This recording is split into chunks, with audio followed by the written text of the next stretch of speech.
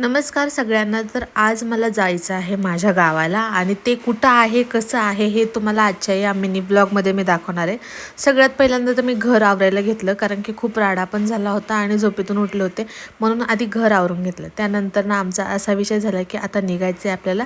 So लवकरात लवकर तयार होऊन आपण घराच्या बाहेर पडूयात. नंतर ना हर्षू आणि मी निघालो आमच्या गावीकडे जाण्यासाठी. इकडे आम्ही केला रिक्षा बुक आणि सगळ्या बॅगी वगैरे घेऊन आम्ही निघालो स्टेशनकडे. पुणा स्टेशनला पोचायचं होतं. पुणा स्टेशनला पोचल्याच्या नंतर ना इथं हर्षू गेली आहे तिकीट काढण्यासाठी. तिकीट काढून झाल्याच्या नंतर ना आम्ही आलो ट्रेनमध्ये आणि ट्रेनमध्ये एवढी भयंकर गर्दी होती की आम्हाला उभं राहूनच जावं लागलं. त्यानंतर ना आम्ही पोचलो चौफुल्यावरती, जिथे की आम्हाला अशा मस्तपैकी डुगडुगीमध्ये प्रवास करावा लागला. इकडच्या लोकेशनला आलं, आमच्या गावाकडच्या लोकेशनला आलं की खूप छान वाटतं. त्यानंतर ना आला माझा भाऊ मला घेण्यासाठी आणि इकडे मी आणि हर्षू बसलो मस्तपैकी. दादू आमचा गाडी चालत होता आणि आमच्या गावाकडे आल्याच्या नंतर मला इतकं रिलॅक्स फील झालं, कारण की पुण्यामध्ये कंटिन्यू राहून ती गर्दी, ते रस्ते, ते ट्रॅफिक, ते अजिबात मला नको नको झालं होतं. त्यानंतर ना घराकडे आलं, तो घराला लॉक पाहिलं मी आणि यार मला असं वाटलं की यार मम्मी पाहिजे नव्हती. आणि तसंच मग मम्मीकडे जाण्यासाठी मम्मी गेली होती शेतात.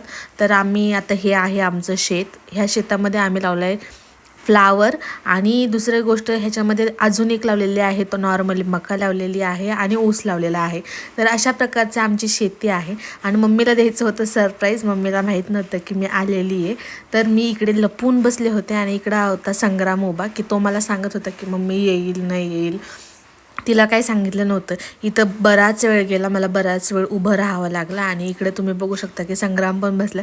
त्याच्यासोबत थोडीशी मस्ती केली आणि त्याचं मी व्हिडिओ शूट करत होते. तर तो खूपच हसत होता आणि चेहरा लपवत होता. तर अशीच दादूसोबत मस्ती करता करता नंतर फायनली मम्मीचा यायचा टायमिंग झाला आणि मी इथं वाट बघत होते. तर इकडे तुम्ही बघू शकता की आता मम्मी येणार आहे माझी आणि मला एवढं टेन्शन आलं होतं की यार कळू नये तिला की मी आलेली आहे. तर इथं बराच वेळ उभा राहिल्याच्या नंतर इकडं समोर मम्मी डोक्यावरती गवताचं ओझं घेऊन उभी आहे. ह्या लेडीजला एका माहीत होतं की मी आले, पण त्यांना सांगितलं होतं की तिला सांगू नका म्हणून. आणि इकडे तिने मला बघितल्याच्या नंतर एवढी खुश झाली भयंकर. इकडे तुम्ही बघू शकता की केवढी स्माईल आली तिच्या चेहऱ्यावरती. खूप खुश झाली मम्मी आणि मला तिला पाहून एवढं भारी वाटलं. त्यानंतर तिच्या डोक्यावरचं ओझं मी घ्यायचं ठरवलं आणि ते मस्तपैकी गवताची जी पेंडी होती ती मी माझ्या डोक्यावरती घेतली आणि आम्ही मस्त असा एन्जॉय करत घराकडे निघालो. So thank you so much. कसा वाटला आजचा ब्लॉग?